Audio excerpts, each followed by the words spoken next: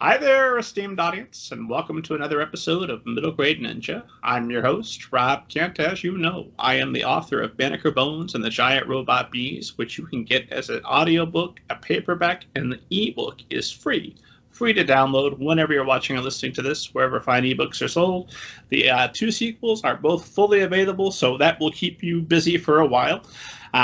Get going on that. Head to middlegradeninja.com for thousands of interviews with literary agents, authors, publishing professionals, all the best people. I wouldn't lead you astray. Plus, you can get the back catalog of this show, and you know all of the episodes of that are amazing. Like, subscribe, do all the things. By God, let's get started. My guest this afternoon is Susan McCormick. Susan, how are you this evening? I'm fine, thanks.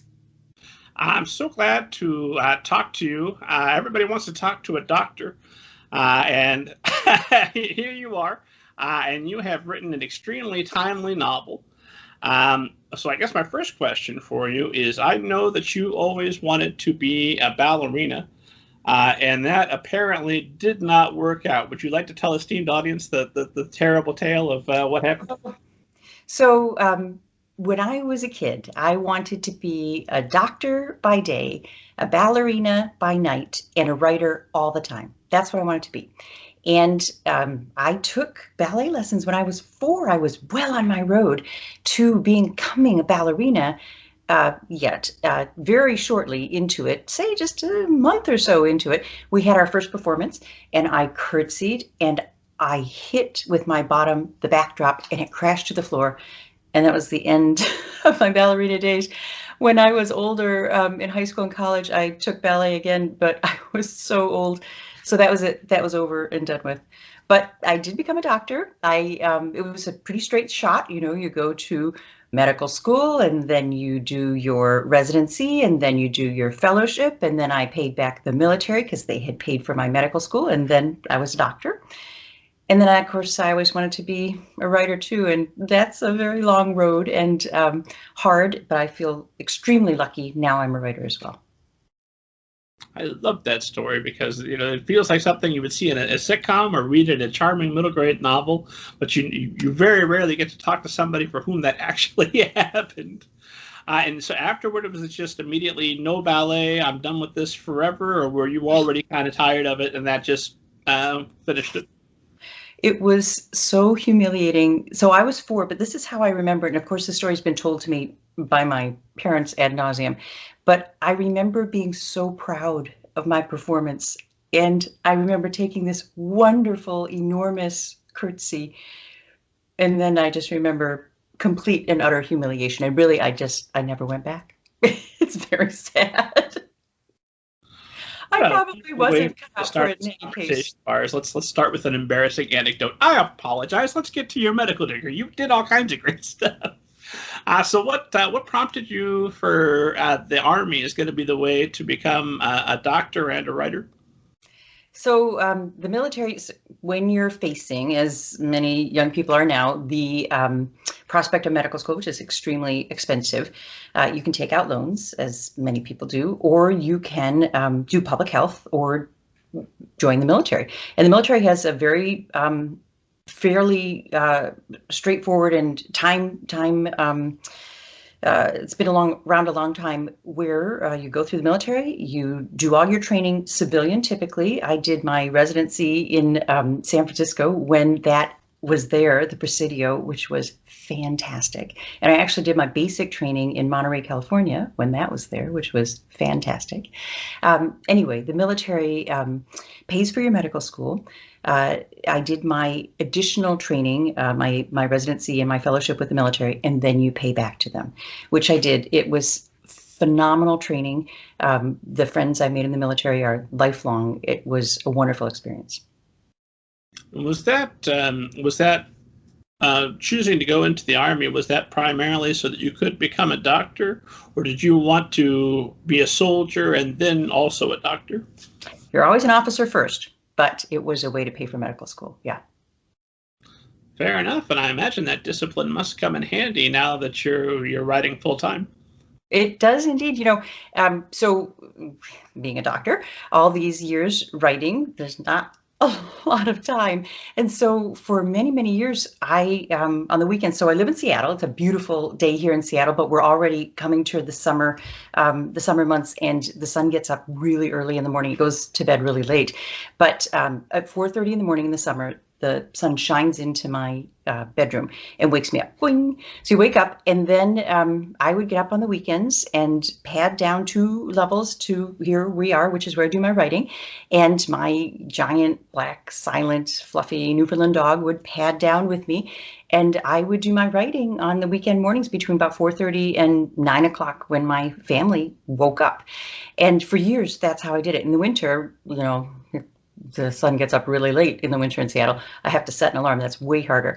But that's how I did my writing. But you're exactly right. In this past year, I have retired, and now I can write full time, which is fantastic. Congratulations. That's the dream. It is the dream. It is. Sounds like you've had several dreams come true, but this is a dream, right? It is indeed. I wanted to ask about those weekends. So when you're working during the week, I'm always hearing excuses from students when I do a workshop, reasons they can't write.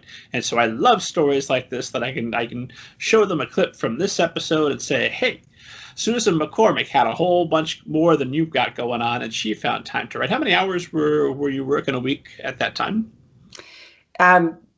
So it never adds up correctly, because you have the days that you work, and those days, we got there at 7:15, if not earlier, and it would often go a long time late. But then you have call at nighttime, you have call on the weekends, and call doesn't mean you sit at home and do nothing. Call means the phone rings and often you have to go in. And so it's very hard to add up the actual amount. But it was a lot. And so those mornings on the weekends, it was like the only time I could do it. That's the other thing about it. You're talking about sort of diligence. Because it was the only time I had to write. During the week, I'd kind of save up little bits and, have little things written on pieces of paper. But that was the only time I had to write. So I had to sit down and write. I had to produce something on those mornings. And so whether or not I felt like it was flowing, I had to type something. And so I really made good use of that time. Now that I have a little bit more time, if I'm having something isn't going right, I'll go out and run. That's how I get things to really gel in my head. So I'll go out and take a run now. But in those days just ended. This is just a new thing for me, this kind of all day thing. But I would have to sit and write, come whatever may. So when you're doing that, what's a successful morning look like? Pretty darn successful. Pretty darn successful. Sometimes you go back. Well, I love the first draft. Always my favorite draft, because you can write anything you want, and it's just like complete magic happens. Like, I'll give you, for instance, there's a dog in this book, and I had not the dog being the Antidote, which released here May 5th. The Antidote, the Antidote, exactly. It's a middle grade medical fantasy, and so there's a dog in it. And my dog was here with me, but it was a different dog that I was thinking of when I wrote the dog character. Our dog, we have these big Newfoundlands, and they have all this fur in their scruff, and they love water because they're water dogs, and they like to put their head in their water bowl. So a lot of times their scruff is very wet. And this particular Newfoundland, one Newfoundland ago, named Edward, he always had a wet scruff, and we just couldn't get him dry. Our other one, Albert, who was our last Newfoundland, he didn't have this problem. So it's just, I don't know why it was, but Edward's scruff was always wet, and it never smelled very good. We just could not get it dry and pleasant smelling. And he had bad breath. And so he was this gorgeous ball of black fluff, and people would come up to him and they'd want to just put their arms around him and give him a hug. And then as they would come toward his face, they would draw back and they'd say, ooh, it's a little fragrant. And so I used that for the dog in the book. And so that part I had sort of planned out. But there's a wonderful thing, as you probably know, when you're writing and you're just writing away, and suddenly, who knows what part of your brain takes over. But that bad breath turned it ended up making a little turn in the story. And I never really intended for that to happen, but that's one of those things that kind of magically happens when you're writing. There's a girl in the book, Penelope. She's the friend of the protagonist, and I intended for Penelope to exist. But then as I'm writing her, magically, suddenly she has blue hair. I had not planned that. I don't know where that blue hair came from. And then she kind of wrote this backstory for herself, and it turned out to be a very sad backstory. I would have created something like that for her, but that's what happened in that wonderful first magical draft. I love writing the first draft. But then what I don't like so much is then you have to go back and read it after it's all done. And it just was this wonderful creation. You're so proud, and you go back and read it and you realize the magic doesn't work and it's full of plot holes and you have to fix it all. Or maybe the antidote was too long and I actually had to cut out the book has diseases sort of woven through it, and I had to cut out some of the diseases, which is very sad. And so so the second draft, I don't care for that draft very much. I have a friend who has no ambition to publish. She just writes first drafts of whatever she wants to write. Perfect. And then she puts them on her computer. They're just for her. And she just has that joy and the happiness. I find a lot of joy and happiness in revising and polishing as well. But there's nothing like that first draft where everything is coming to you. Do you have a theory as to where some of that stuff comes from? Is that the subconscious working out your problems while you're doing other stuff? Or is there a muse that's somewhere in the writing room talking to you? This is such an excellent question. It's such an excellent question. I also write cozy murder mysteries, and this happens for that so much. The cozy murder mysteries are older ladies, the Fog ladies, who all live together in an elegant apartment building in San Francisco. But each of them has their own character. And darned if when you're writing, who knows, they must take over and just go for it, and say, this is how I would have lived this scene, because things happen. You don't even sometimes remember writing it. You don't really remember writing it, or you're writing it and you're thinking, there's no way this can really happen. Like one of the ladies ends up on life support in the ICU. And even as I was typing it, I was thinking, this didn't really happen, because how am I going to get her off this? So I do have no idea where it comes from, but it is remarkably wonderful and predictable in that first draft.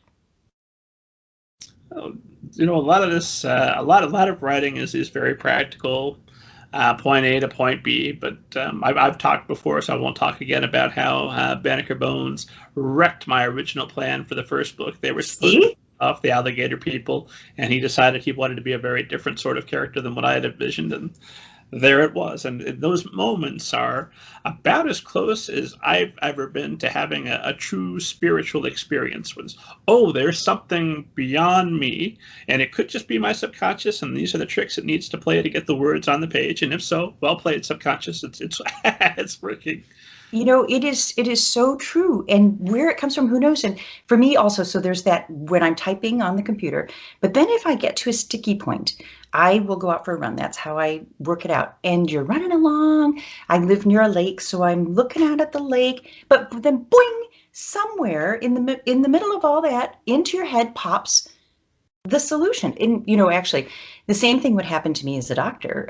Sometimes you have a patient that you're struggling with, and you think there's something here that I'm missing, or there's something we haven't considered yet. And oftentimes it would come to me in the middle of the night. In fact, I'd keep a pad of paper next to my bed, because the answer would come in the middle of the night, and then I'd have to telephone the patient the next day and say, I thought of something else. Let's look at this possibility. And so where does that come from? Who knows? It's probably our brain is resting. And when it's resting, it's got the ability to then bring in these other parts that were always there, but who knows? I've heard other writers tell me about the notebook that they keep beside their. I don't, because I figure if it's a good enough idea, I'll remember it in the morning. And I probably have forgotten many brilliant ideas.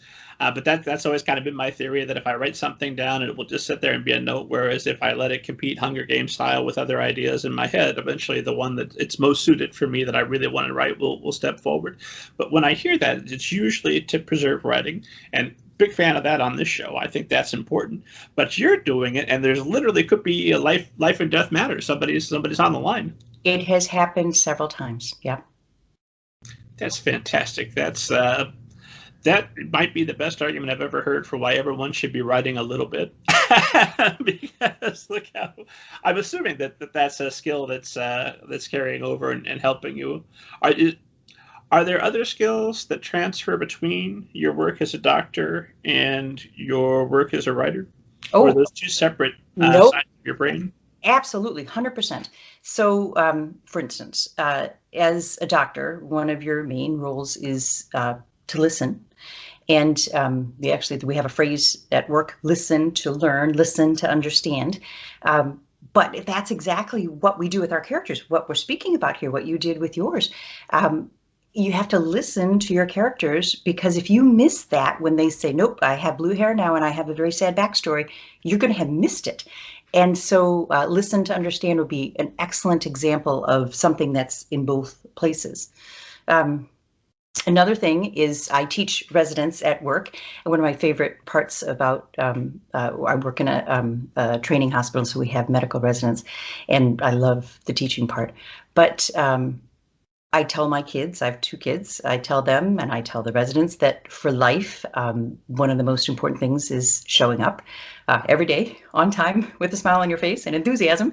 And so that's something also for writing, which is huge. Just sitting in the chair every day and doing it. And I think it applies to all of life, not just to writing, not just to doctoring, but to everything. When did you first figure that out? Because so many people, and I've been guilty of this at times myself, never figure that out and wake up grumbling and like the world owes me something. Where is it? I'm here. Come on. When did you figure out that wasn't the approach to take and that you are going to wake up with enthusiasm? I cannot tell you that. I have always been a very optimistic person. But so it may have always been part of my personality. Gotcha. So baked in originally. Well, good for you. It sounds like a better life. And then a lot of questions to ask about. When you're working that hard and you're writing on the weekend before the fam's up, and then even if you don't get called in to work, I'm assuming you've got your hands full with 2 kids plus all the animals that you keep around. What are you doing for fun? What does unwinding time look like for you? Yeah, oh boy, we live in a beautiful part of the country. In Seattle, it is very pretty, and it's very easy to just go for a walk, which we do all the time, go for a run, which is one of my favorite things.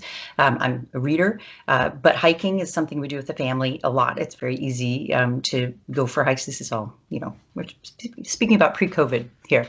We don't necessarily do any of this now, but pre-COVID, we would do a lot of hiking. It's not safe? Yep, no, we can do that. We can do that. Oh, sorry.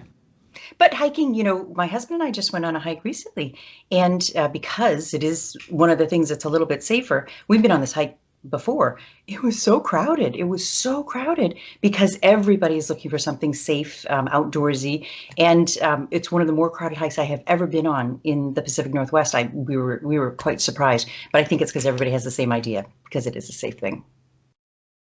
Well, what's crowded look like? Are we talking like closer than 6 feet? That's a very funny question. So we moved here from Washington, D.C., but I lived in San Francisco before that. And when you would go on a hike from the San Francisco area, you have to drive a long way to get to the hike in the first place. But you get to the hike and it'd be like a line of people on a hike. When we first moved here, which was a long time ago, it's over 20 years ago, we'd read in the guidebook, this hike can get crowded, so make sure you get there before 10 o'clock. And so we would dutifully get up and get there really early. And maybe on the whole hike, you might see 3 or 4 other people. And we thought, oh my gosh, this is crowded. But that's, Seattle has changed over the years, and it has become very popular and very crowded. And now when you go on hikes, this hike we went on just recently, it was just like that, a line of people, and everyone stayed 6 feet apart, but it took some doing to do that. And so it was a very, very crowded hike. The parking lot was overflowing and cars were parked for a mile or more on the road. And so it was extremely crowded. So yes, it was a crowded hike. Well, heck, let them hike. You go to the movie theater, I guess, at that point if everybody's on the trail. Well, we're going to talk quite a bit, probably, I expect, about COVID. By God, you're here, you're an expert. I know esteemed audience has questions, or maybe they're sick of hearing about it, in which case we'll give you a little bit of break, because I know publicists listen to the show, and at this point they get nervous that we haven't really told esteemed audience what the antidote is about. So what does esteemed audience need to know to run out and purchase their copy of the antidote? Or you know what, they could be adding it to their cart on the device, probably, if they're listening to us on. Sure. So the idea for this story came when I was a volunteer in my middle schooler's science class, and I volunteered there regularly. But the class I was really looking forward to was the chicken wing dissection class, and I knew I could contribute to this. And I went ready to go, and I showed them the bones and the muscles and the tendons and how it all worked and how little thin strips of tissue were doing it all. And I put it in their hand and I made them do it. And I was so excited. And they were pretty excited, but they weren't really that excited. And about the same time, because I volunteered in the classroom a lot, they were also studying mythology. But they all knew everything there was to know about mythology because they had read The Lightning Thief, Rick Riordan, The Lightning Thief. And so they knew everything, my kids included. They loved the stories. And so I had this idea then that I wish that they knew as much about the human body as they do about mythology, and how can we make the human body a little bit more exciting. So that's sort of the seed of the idea for the story. But the story is about 12-year-old Alex Revelstoke, who can see disease. And he can see not just disease, but injury, illness, anything wrong with the body. A child next to him at school chokes on a hot dog, and Alex can see it. His skin falls away. And then you can see the trachea with the hot dog chunk wedged there, blocking off his windpipe. And Alex, this is all new for him. He's horrified, he's shocked, he's revolted. But it also explains how all the kids always thought he was a little bit weird, and he's always been a loner, and he's been ostracized. And it turns out it's a family gift, and he has it. And the Revelstokes don't just have this family gift. They've also been fighting ill, who is an ancient evil and the creator of and the embodiment of all disease. And ill has come now with a final super disease, and Alex is the last Revelstoke, and he has to somehow save the world from this last super disease. There's an antidote that's been eked out by generations of Revelstokes, and Alex has to choose: is he going to use it to save his dog or his new friend Penelope? Is he going to save himself? And you don't want to know what happens to the antidote. But in the story, woven in there are diseases that kids can encounter, like appendicitis or a heart attack. A lot of people's grandparents have had heart attacks, or someone in their family had an ulcer. Even young athletes and hypertrophic cardiomyopathy, where you'll have a collapse of a young athlete, that's in there. So I put little Easter eggs in there, like how to use an AED, an automated external defibrillator, how to do a Heimlich maneuver when the boy chokes on the hot dog. But also woven in there are diseases of the past, like plague and Spanish flu, and the measles, which is not always the past now, unfortunately, and leprosy, polio. And so a little bit of history and these past pandemics. And past pandemics were as bad as what we've got now. You know, polio, people stayed in the summer. Children were terrified around the whole world. And businesses were closed, and theaters were closed, and swimming pools were closed, and you couldn't go to your neighbors. And so and of course, Spanish flu was very similar to what we have now. And so these are in the book as well. And it just was lucky or unlucky timing. The book was written before COVID, but became incredibly timely right now. So kids can see these pandemics of the past and see how science got us out of it. And we can see how science is getting us out now. And it's hard for me to imagine pandemics when everybody's living, in a one-room cabin or less space, and nobody's got Netflix, nobody's delivering, no video games haven't been invented. That just sounds miserable. Most of the population's illiterate. And nobody knew how it happened. They didn't know about viruses or whatever it was, bacteria or viruses, whatever it was that was passing it. They had no idea. And so add another element of terrible fear. At least now we know what causes it. Well, I want to ask you why people aren't behaving as responsibly as pandemics past, because who knows the answer to that? And I have to say, when I did some research for this, people didn't always behave responsibly in pandemics past either. It is unfortunate, I agree. It's one of those things where if you're not living in the information age, there's maybe a little bit more grace that I'm willing to extend. Because, hey, how were you supposed to know? You didn't even have a library in your town. Fair enough. But now you've got more information on your phone than anyone has ever had in the history of the world. It's right there. But so is a lot of misinformation, so who knows? But keeping with the book a little bit, I was curious as I read it. Are you a fan of Odd Thomas, the Dean Koontz character? I don't think I am then. No. Oh, good news. I have a series to recommend to you. Excellent. I have a pencil. Just the way that Alex sees the diseases reminded me a little bit of Odd Thomas and some of that same joy. But I'll leave you to discover that joy of your own. But I wondered, is this sort of a doctor's fantasy to be able to see disease this plainly and this obvious? You don't need to write things down in the night if you could just see it plainly. Dr. House's episodes would be wrapped up in 5-10 minutes. He'd be set. My mom, who's no longer with us, she always said, I wish I had a zipper and you could just unzip me and take a look and then tell me what was wrong. So yes, wouldn't that be something? And in the story, the family of Revelstokes, going back generations, going back centuries, they've all been doctors, they've all been healers, and some have the gift and some don't. But yeah, it'd be a lot easier if you had the gift. You are right about that. Do you think there are people who have gifts like that? Not obviously quite to the fantastic degree, but like, I don't know, say low grade telepathy, telekinesis, something along those lines. So when I was researching the book, I have this dog in the book, Valentine. He's a very special dog. And animals, as you know, have tremendous abilities that we don't.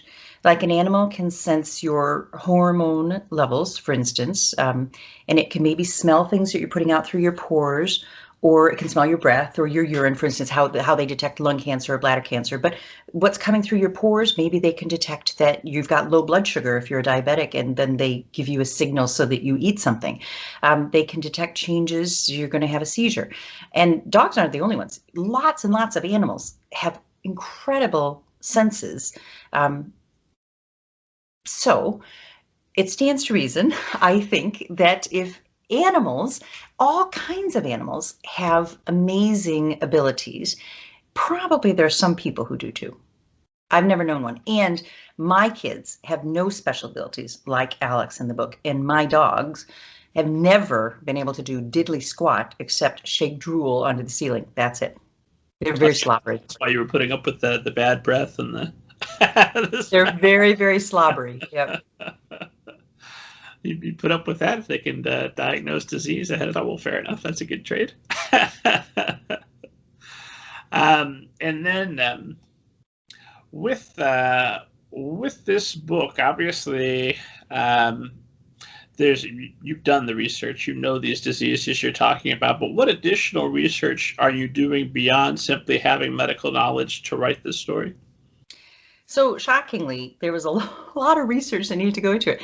So I'm a doctor and I'm a specialist in gastroenterology. So I do esophaguses, stomachs, livers, colons, small bowel. That's all within my realm. Pancreas, gallbladder, all that. That all's within me. And the narrower you get, the more you kind of forget a lot of the other things.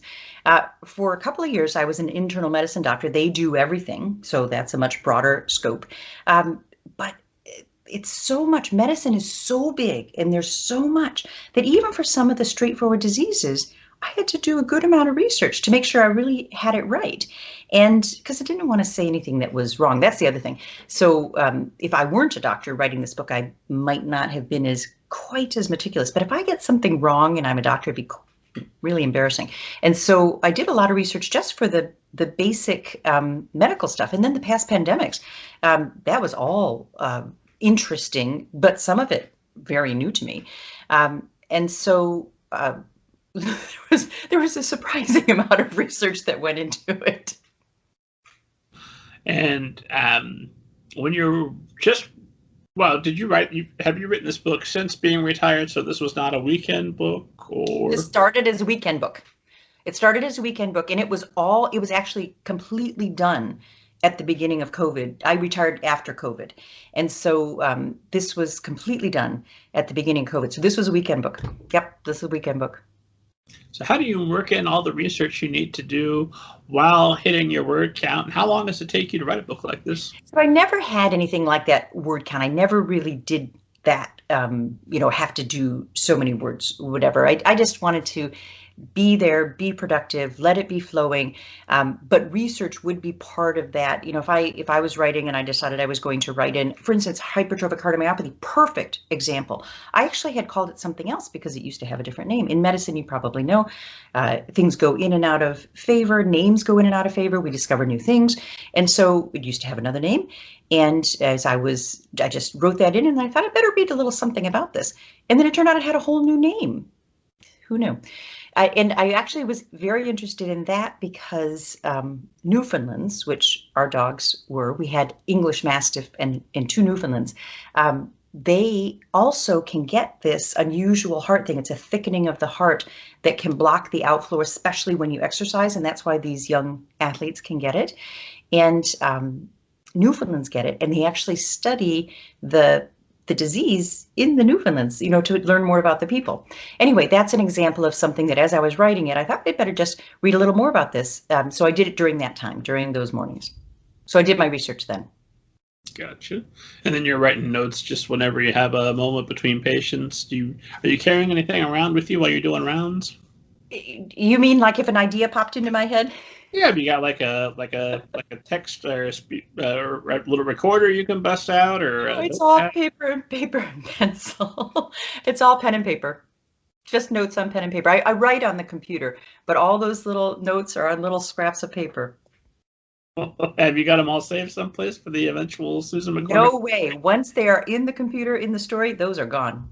Oh, well, that's the library's loss. That would have been a valuable archive.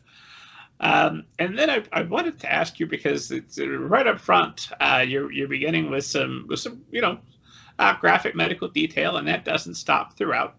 And this is, there's this kind of floating idea that I don't think anybody has a definitive grasp on of what's appropriate for children, what's not appropriate for children. You're talking science, you're talking real stuff. But you're also, the first sentence, which I love, by the way, great hook about, I'm going to butcher it. I'd never seen a kid's face melt off, or a kid's skin melt off, which is fantastic. Right away, especially as a child, you had my rapt attention. Yes, go on. I want to see the skin melt. And there are lots of details. You're not holding back from explaining all the many wonderfully terrible things that can happen to a human body over the course of a lifetime. How did you decide what was appropriate and what was not appropriate? Or was it, if it's in the realm of science, it's all appropriate? What was your approach? Despite all the graphic detail that is in the book, a lot of it is not. So there you are right. There is a lot of science and a lot of disease that is really icky. And I actually chose very carefully, and much of it is not there that started there because I didn't end up deciding it was appropriate. And you're right, there are descriptions, and I'll just give an example, the necrotic fingers. With some of the diseases, because you can't get blood flow to the very ends of your body because your body is all clamped down, of course, the ends of your fingers and toes and the end of your nose can lose the blood flow, and then the tissue turns dark and dies, and it's called necrosis. And so that's a description that I used. And then at the end of the book, there's a guide about the infectious diseases. And I talk about the symptoms that can happen. And I describe what the word necrotic means. And I had to choose my wording very carefully because I didn't want it to be too icky. And because these are not doctors, and I didn't want people to get squeamish, and I wanted it to be for all readers. And so though there is a good amount of description in there, I actually took out a lot. And there's going to be a curriculum guide. It's being developed now. I'm developing it with a teacher who is very facile at this, and she's excellent. And she sent me some of her preliminary work, and she had photographs. And she actually had photographs of necrotic or fingers that had blackened tips. And it's one thing to read about blackened tips of the fingers, but it's quite another to see the picture. So she and I talked about it, and that picture won't be there because it's easier to read about something as a newspaper. I do the newspaper, read it every day, cover to cover, but I don't really watch the news. And I can read something in the newspaper, and it is has a different effect on me than if I were to see that clip being played on the news. And so same for the description in the book. I tried to keep it as ungory but interesting as I could, but it's interesting to hear that it comes across a lot of it as a little on the gory side.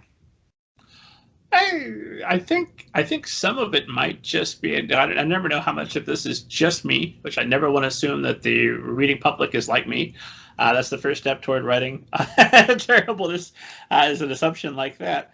But I do notice that there's, well, obviously part of what motivated you to write this is these kids have got this Greek mythology down, and that's great. That's really going to come in handy if you're playing, the Immortals or Assassin's Creed Odyssey. You are going to know who those characters are, and how wonderful that's going to be for you if you go on to write your own novels. You can call the alligator people the Elysians, and how clever you are. You've got your Greek history down. But that is not as practical and as useful as what you're offering as warning signs for what could be going wrong, things that everyone should be aware of. Why do you think that I'm not going to ask you to address the ills of an entire society, but why do you think that people get so squeamish about this hard medical stuff that, that like it, don't like it, most of us don't like it, is stuff we need to be aware of, is stuff we need to be taken seriously? Hopefully this pandemic certainly has had the impact on me and will have the impact on other people that, oh, hey, we're taking health for granted, and we should be paying more attention. So hopefully that will have an impact. But why do you think people are so reticent to discuss this stuff, to know this stuff, this practical information, as opposed to the fantastical? I'm hoping that it's just a matter of making it interesting, making it fun, making it an adventure story. I'm hoping. You are right about that. So some of it, I thought, this is just going to be too boring. So there's the gory end, which makes you squeamish, but for kids sometimes that's a little bit exciting too. And I tried not to make it too gory. But then there's parts that I thought I don't want them to get too bored. Like, for instance, stroke. Super important concept. Stroke. What can you see and identify stroke? Because you only have a certain amount of time after someone has a stroke to get them to the emergency room, to get them the treatment that they need to open up the blood vessels to the blood to the brain, for the blood to the brain. And so stroke is super important for everybody to know about. So I put that in the book. And I thought, how am I going to make this not boring? So there's the two sides to it. So I am hoping that by making things fun and interesting, that that you can get kids to say, this is kind of cool. And I'm hoping that they're not going to, that those parts will hold them, and they're not going to think that some of the other parts are boring, like the stroke, which is in there, and it goes pretty fast, but it is in there, how to recognize a stroke. That makes sense to me. Well, hopefully everyone's going to read the Antidote, obviously, and you're going to write sequels, and more people are going to write more medically focused stuff, and we're going to turn this ship around. And I think Are, that's the are you key. plotting sequels to the Antidote? There are, yes. So I have, it's funny how it happened on a run. It popped into my head how to make a sequel because um, the book doesn't end. Sometimes when you read a book, it ends clearly on a, we have a sequel coming. This one doesn't, but I do know where it goes. And to that end about COVID, you are right that right now, kids so polio happened up until the 50s, say 50s, let's say that up until the 50s. So these are current children's grandparents and great grandparents who went through that. That's the last time we had something that the whole world felt like this. So current kids, current adults, we've never been through anything like this. And so right now, kids have seen terrible disease come and in some cases take people that they loved. They have seen scientists figure out what it was. How quickly did we figure out what it was? Really quickly. How to test for it? Super quickly. A vaccine in less than a year? Unheard of. But that's because for years behind the scenes, they've been working on something that was kind of similar. Years, it didn't just happen in a year. It took years to get here, but it was ready and just had to be tweaked. And then they saw, like in our hospital, overnight, we got negative pressure rooms, which if you had someone who's infected, you can have a room that the air pressure changes to keep the infection in the room and out of the corridor. But overnight, we got a whole bunch of them rather than just the couple that we had before. And engineers did that. Engineers worked around the clock to make those rooms. And engineers across the nation, across the world probably, refigured how we make ventilators because we had the ventilator shortage. Students in college, engineering students in college, made ventilators. And so people, young people, are seeing all of this. And I think the time is right for an interest in science like this because we need future science people. We need clear thinking, critical thinking that comes with science. And our kids, this is the perfect time because they've seen it all play out in just 1 year. Science has saved the world. So, okay, well, here we are. Let's talk COVID. Where do you see us headed? And obviously, I should mention, Steve Audience is hearing us in May. We are talking April 6th. So whatever's happened past April 6th, we don't know about it. But how do you foresee the pandemic progressing? I keep hearing that we're almost out of the woods. I know some people are behaving as though they are.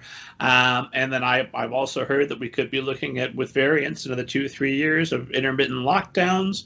How do you see things playing out, knowing that, of course, you don't have a crystal ball? Nobody's going to hold you to this. You're right. So I am just a doctor in amongst this with everybody else. I will say, though, that here in Seattle, we have a huge number of people who want to be vaccinated. I think we're number one in the nation of people who want the vaccine. So that's excellent because the vaccine is absolutely 100% the first step. Whether or not there are variants that it doesn't cover, 90 to 95% like it does the regular one, it covers them some. So by far and away, the more people who are vaccinated, the better. And then the masks. Who knew simple mask turned out to be incredibly useful? And those two things alone are going to carry us really, really far. I do vaccinations on the weekends, and in Seattle here, the number of people who were older getting the vaccine has now we're getting, not everybody, of course, there's still a good percentage who haven't been vaccinated who are older, but now when I go to do my vaccines, the population's much younger who's coming for them. We still haven't gotten to the everybody yet here, but soon. I mean, this is phenomenal that we have in such a short period of vaccine that can help so much. It can help so much. And, you've probably seen these stories in the press about we tend to dwell on the negative. And we do, and I dwell on the negative just like you. What's this variant going to do? It's, if people don't get vaccinated, how is that going to affect everybody who does get vaccinated? But just the huge positivity of having this vaccine that is tweakable. So it doesn't cover the variants. So then they can tweak it. It is tweakable. And so I have nothing but optimism. But being the cautious person I am, we may be in masks for quite some time. Quite some time, meaning what, 2-3 years, maybe? I got nothing. I got nothing. And it turns out, who knew? You know, wearing a mask does not turn out to be the horrible thing, you know, I might have imagined. Now it's more than a year ago, you know, well over a year ago. I've gotten very used to it. Many people have gotten very used to it. There are fun masks, you know, there are animal masks. You can have a dog face if you want. So it didn't turn out with glasses. You wear glasses, I wear glasses. It's not the easiest with glasses, but I have found some that even work with glasses. And so it didn't turn out to be the most horrible thing in the world to wear a mask. No, it's not. And I bring up the negative because that's, we want to focus, we want to pay attention to that. We're wrong about that. Don't worry about anything else. But at the same time, I do feel much more positive every day that we get into 2021. And I say, oh, okay, without talking politics, the mad person that told everyone to inject themselves with disinfectant, no longer a factor. Thank God. The insurrection maybe came real close, didn't happen. We've got some stability that way. And Zack Snyder's Justice League came out, and by God, it was better than the original Justice League. Superman and Batman are back. The world is a better place day by day. I'm seeing the sun. So and not only that, but the number of vaccines. You know, shockingly, think how few vaccines were being given just even 2 or 3 months ago compared to now. The number of vaccines in arms every day, it's enormous. Yes, thank you to our powers that be. We have vaccine to give. My wife is fully vaccinated as of 3 days ago, and I've got my appointment scheduled. Although I'm hopping on the wait list because I don't mind getting, if somebody misses their appointment, give it to me. Don't throw it out. That'd be fantastic. Do you have, well, you know what, this is probably an impossible question, and I regret starting to ask it because I'll probably edit it right out, but we'll try it. Do you have a preference of the 3 vaccines currently available between the Pfizer, the Johnson & Johnson, and the Moderna? Absolutely not. The only thing to say is Johnson & Johnson is 1. So 2 weeks after that, you're as fully vaccinated as Johnson & Johnson, you know, is. And then Pfizer, the second shot's at 3 weeks. And then Moderna, the second shot's at 4 weeks. So the timing is different until you're fully vaccinated. The quickest being the Johnson & Johnson, second quickest Pfizer, third quickest Moderna. But other than that, gosh, if we have any vaccine to offer, yes, it's fine. So when you're fully vaccinated, we'll do a little public service announcement here in the middle of our conversation. What should life look like once you've got your full vaccination? Goodbye, mask. Hello, walking around, hugging all the strangers. So, this is a moving target too. You know, who knows when people will be watching this? This is such a moving target. So we don't know for 100% certain. Can you get it and give it a little bit? You know, but probably by the time you this airs, we might know the answer to that question. But I think to be safe, everyone still has to wear their mask. We just had our first disclosure will have happened. The aliens will have given us a full cure. It won't be a problem. I'm sorry, you were saying.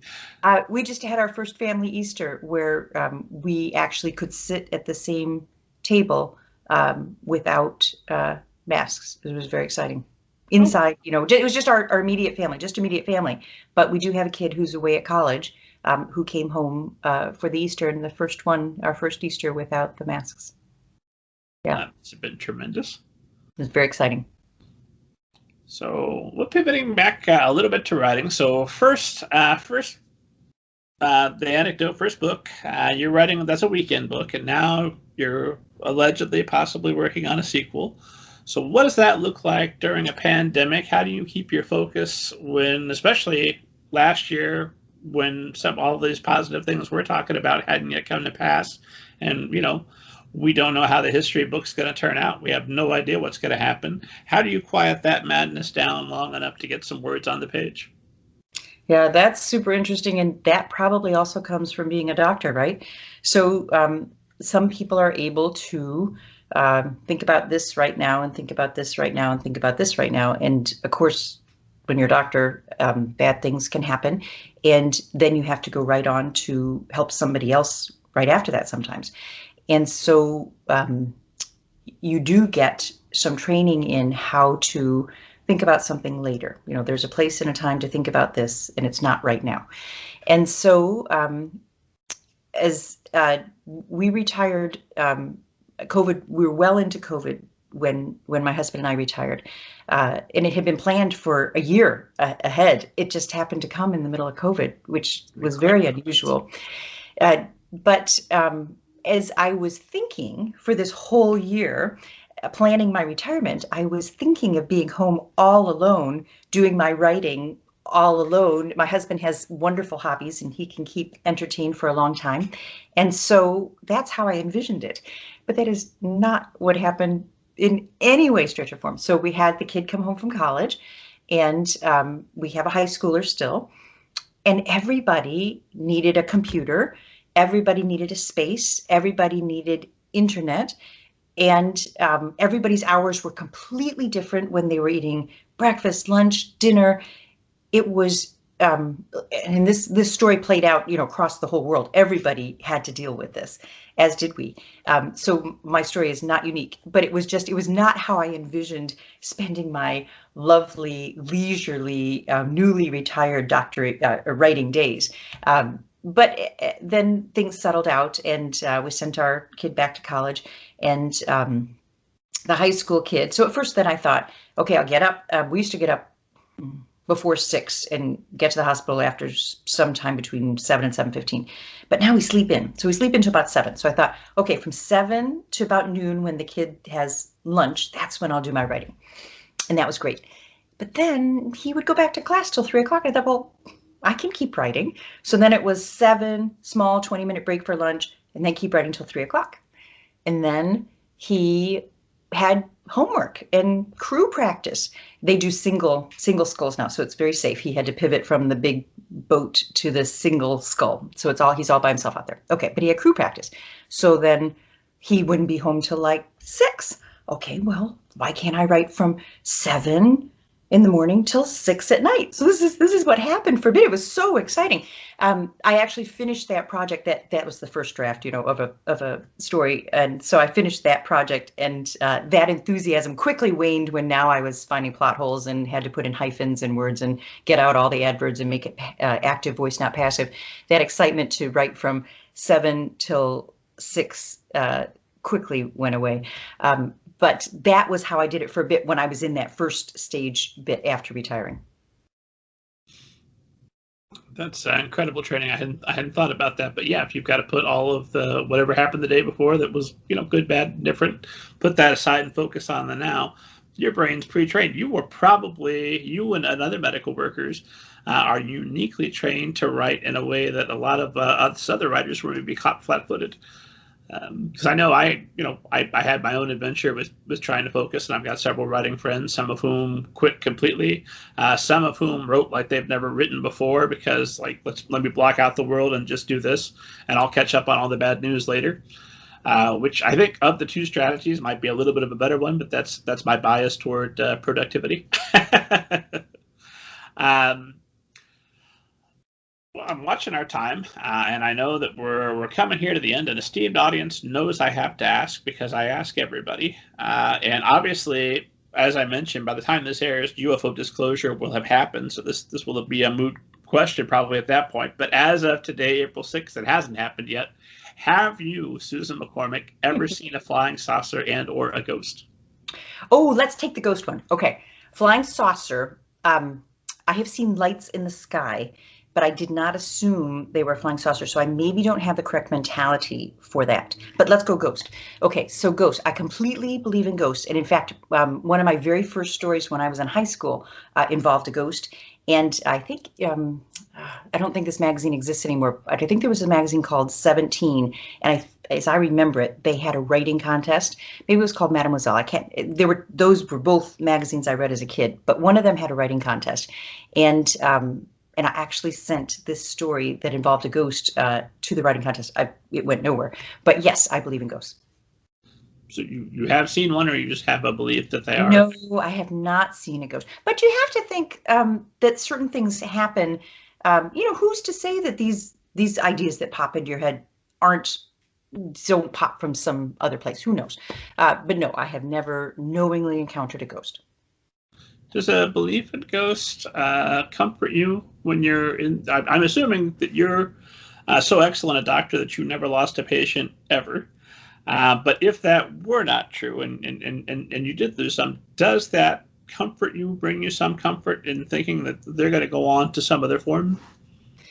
I suppose it doesn't. Anybody, I don't know if your parents are still alive, but my mom died, and my husband's father died. This is a few years ago now, but similar thing happened to both of us, and it probably happens to lots and lots of people. That a couple of weeks later, or a couple of months later, or it goes on years later, you have a dream, and it's so vivid. It's so vivid, and in my case, it's my mom giving excellent advice, or just talking, giving her opinion on something. But it's so vivid that, when you wake up, you can remember the whole conversation, and the advice is excellent, and so I take it. Or it's comforting in some way of a problem I'm having. And so are those ghosts? Because how else does that pop into your head? I mean, maybe it's just my brain thinking what my mom might say, but it could be a ghost. And lots of people who have lost a loved one like that can hear the loved one's thoughts. Even if it were nothing more than a metaphorical immortality, that's not nothing. If that voice continues on in your head forever and inspires you in your choices, that is immortality, isn't it? Agree. Yeah. Although I would far prefer to come back as a ghost. Metaphors won't do me any favors if I'm not aware that there's no me. Well, I could ask you all sorts of weird, quirky questions about supernatural abilities and ghosts and flying saucers all night, but I won't. I will end this with the same question I usually end the show. But thank you, Dr. McCormick, for making the time and for being such an absolutely excellent guest. My last question is always some variation of, if you could go back toward the start of your writing career or whenever you like, and give yourself some advice that maybe would have made things easier for you and might make things easier for all the writers who are listening to us now, what would you go back and tell yourself? So I can actually remember what I consider to be the start of my writing career. I remember it so vividly. So in elementary school, I was probably, say, 4th, 5th grade, and was chosen to go to the town's Young Authors Conference, where they would have local authors and workshops and things like that, meant for kids who were in elementary school. And I was so excited about going that I dreamed God had allowed me to skip Friday and get right to Saturday when the conference was. So I woke up on Friday morning. I completely thought it was Saturday. I told my parents, we got to go to the conference. No, it's Friday. You have to go to school. No, it's not Friday. It's conference day. And I was so furious and frustrated because I thought I was going to miss the conference because God had told me I could skip Friday. And so I was that excited to be a writer who was going to this Young Authors Conference. And that enthusiasm has, despite the fact that it took a long time to get here, that enthusiasm has continued on. And so the advice is, so maybe 2 parts. One, we've spoken about before, bottoms in chairs. This is called butts in seats, but bottoms in chairs is how I'll say it. You have to sit there and do the work. But the second part is to persevere. The first book that I published was a picture book about Alzheimer's disease, lighthearted picture book about Alzheimer's disease, because my mom had Alzheimer's disease and I had young children at the time. And when I would pitch this, the agents and editors would say, I love the story, but we already have a book about Alzheimer's disease in the pipeline. So I actually self-published that book several years ago, and I was so pleased with it because it had been such a passion. And then I write cozy murder mysteries, and I'd be told, oh, love cozies, but cozies are out. We don't want cozies. We want noir and edgy and vampires and goth and the unreliable narrator. But then the world got edgy and unreliable, and now cozies were back in. And so I actually had 2 small publishers vying for my cozy manuscript, which was fantastic. And then the Antidote was done and ready and waiting. And unfortunately, COVID happened. It made it extremely timely. And so perseverance is the second thing. So first, you got to do the work, however it works. It wasn't every day for me by a long stretch, but the writing part. But then the optimism that something will come of it, and the perseverance to continue on. My whole doctor career has come and gone. I mean, I still hope I can do some things, volunteer and that sort of thing. But now I'm a writer. I mean, it is something. The dream has come true, one of many. So you've lived the life. You had 9 years in the Army. You've got full experience as a doctor. All the pets, 2 kids, fully grown, doing great. You did it. and I'm going to be talking to you 10 years from now. We're going to be talking about, oh my God, can you believe science cured all pandemics ever? How fortunate. And we'll talk about the series of books you've written since. Dr. McCormick, where can esteemed audience find you online, follow you on social media, find more information about your books, all that good stuff? Sure. The books are available everywhere. You can get it through your local bookstore. You can get it through Baker and Taylor or Ingram, Barnes and Noble, Amazon, the whole shebang. There will be an audiobook soon, but it's ebook and paperback now. And my website, simple, susanmccormickbooks.com. And I'm on Facebook and Twitter and Instagram as well. Some variation of that, Susan McCormick Books or S. McCormick Books. Esteemed audience, as always, head to middlegradeninja.com. My God, why aren't you there right now? The whole archives of the show await you. More information about me, but more importantly, interviews with authors, literary agents, publishing professionals. Download your copy of Banneker Bones and the Giant Robot Bees. It will change your life, and God willing, I'm alive. I'll see you next week.